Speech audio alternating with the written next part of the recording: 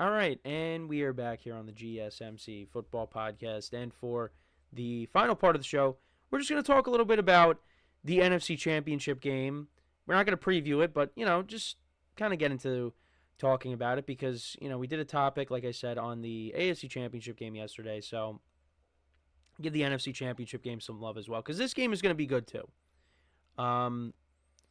So my friends actually, while I was in break, I was reading our group chat, and supposedly the Giants may be interested in Derek Carr. Nobody really, I don't think people seem that thrilled about it. I mean, look, I'm not going to be jumping up and down if the Giants got him, but the Giants need a quarterback. And, Derek Carr, I think could win you some games, but I don't think, he at this point, he'd probably be a bridge guy. So that's really kind of my thoughts on that. But the Giants need to win. And, if they were able to get him, I wouldn't be upset about it. But anyways, let's get into the NFC Championship game. Didn't want to spend too much on that, but I wanted to bring that up. Third meeting between the Eagles and the Commanders. The Eagles won the first meeting on that Thursday night. Saquon Barkley had a couple of touchdowns in that game. He also had a touchdown in the second game. Jalen Hurts got hurt in that game, suffered the concussion. Jalen Hurts is actually a little bit banged up going into this game. Because if you remember, he got a little bit banged up in the game against the Rams, but he's going to play. This gets us started. This will be the first game of Championship Sunday. And look, the Commanders, this is a team that I just, I've said it all along. I did not expect this team to be that good this year. I most certainly did not. Even if they were decent, I most certainly did not expect them to make the playoffs and get all the way to the NFC Championship game. But here they are. They're playing really good football right now. Jaden Daniels is playing really good football right now, and you got to give them a lot of credit. And it's going to be tough to go into Philly and knock them off. But if you remember the last time, they went into Philly, they did lose that game. But Jaden Daniels is not 100%. And that was early on in the season. The Commanders, they're going to come to play. And the Eagles, the last time their defense went up against Jane Daniels, they had a big lead, but Jane Daniels and that Commanders team, they came back and, they won the game at the end. Jane Daniels threw the game-winning touchdown to, I believe it was Jamison Crowder. So a couple of things I was looking at. So the Commanders, they did suffer an injury to their best offensive lineman. Sam Cosmi, I think that's how you pronounce his name, but he tore his ACL. It's arguably their best offensive lineman, so they lost him for the game. It might be saying Trent Scott, an 8-year pro, could be his replacement. So we'll see what happens with that. But also the Eagles on the defensive side of the ball, you had Nakobe Dean get hurt. He played really well against the Commanders in both games. He combined for 15 stops. So he might not be, looks like he's not playing in this game. So if the Eagles lose him, that's a tough loss on the defensive side of the ball. They also didn't have Dallas Goedert the last time they played against the Commanders, so that's going to be big to have him back for this game. C.J. Gardner-Johnson was ejected from the game, the last game, so they'll be getting him back. They'll have him back for this game. You had Jonathan Allen for the Commanders. He'll be back for this game, so that'll be big for them. We'll see what happens. But, I expect, look, every time, the last, 4 meetings between these two teams, it's been high scoring.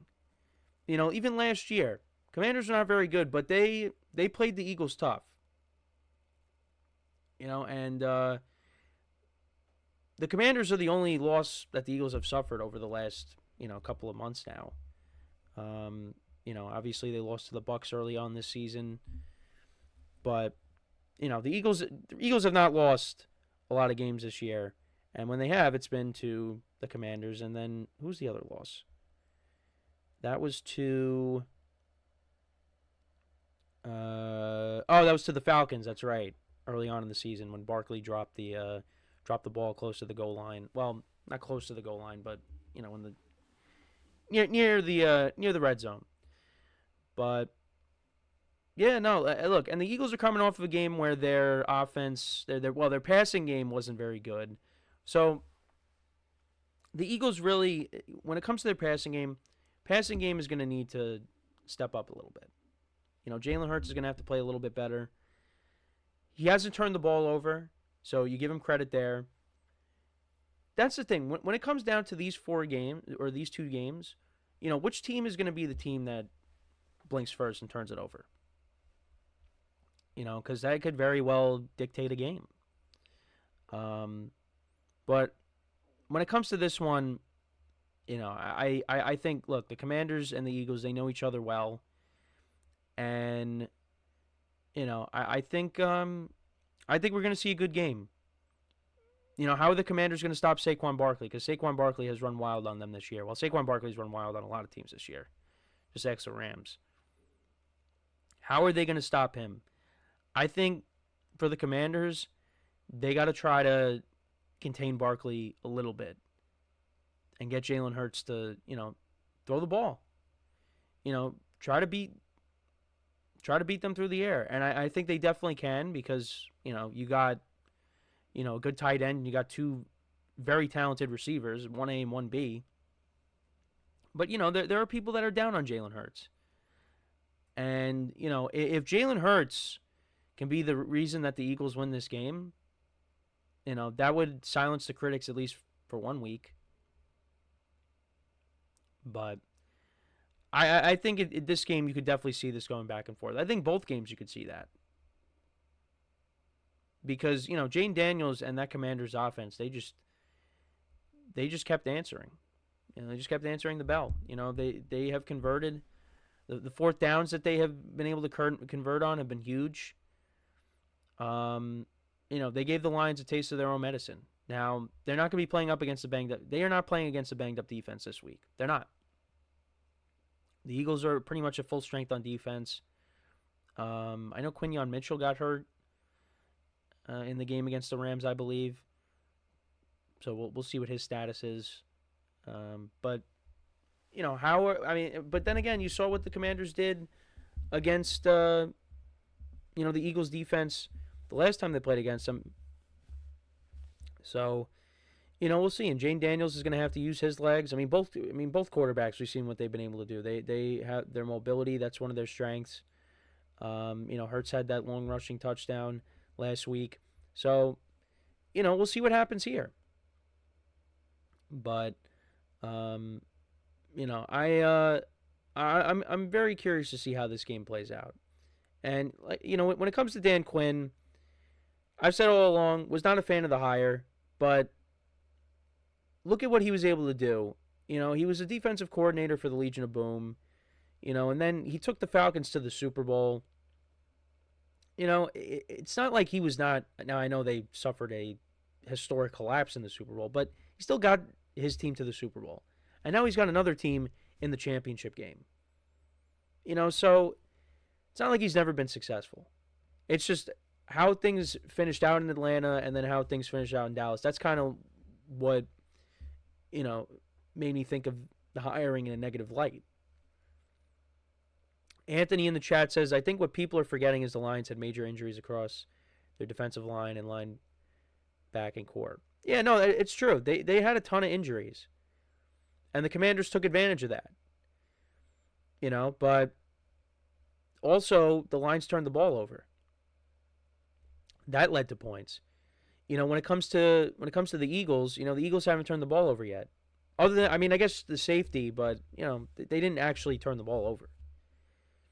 So, you're playing against a team that hasn't turned the ball over. You're playing against a team that has got a better defense. So this game is going to be the Commanders' toughest test in the playoffs, because I had my concerns about the Bucs defense coming into the playoffs, and you see why. The Lions being banged up, the Commanders were able to move the ball at will on them, but also it didn't help that the Lions turned the ball over. Now you're going up against a team that has not turned the ball over just like you. So the Commanders are going to have to play clean football to win this game. Anthony also in the chat says, does Dan Campbell get fired because coaches have got fired for a lot more, and Dan Quinn got fired after taking the Falcons to the Super Bowl? Well, I mean, he got fired 2 years after, taking them to the Super Bowl. 2018, I believe, was his last year, right? 2018? I think it was after the 2018 season. Because they just didn't make the playoffs. No, Dan Campbell's not getting fired. I mean, I think next year is going to be very telling of what Dan Campbell is made of because, you're going to lose a lot of your coaching staff.